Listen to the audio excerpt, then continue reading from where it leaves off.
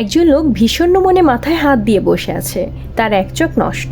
মন খারাপের কারণটি চোখের জন্যেও হতে পারে, আবার অন্য কারণেও হতে পারে। আরবের লোক মাথায় হাত দিয়ে চিন্তা করছে। ইতিমধ্যেই ভিন্ন দেশের একজন পথিক রাস্তা দিয়ে হেঁটে যাচ্ছিল। লোকটার দেখি এক চোখ নেই, এই জন্যই মনে হয় সে মন খারাপ করে মাথায় হাত দিয়ে বসে আছে। যাই গিয়ে মজা করি।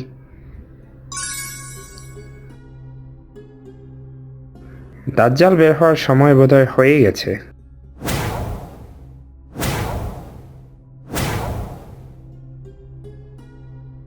জনাব, আপনার মনে হয় জানা নেই, দাজ্জালের আগমন ভিন্ন দেশ থেকেই হবে, আরব দেশ থেকে না।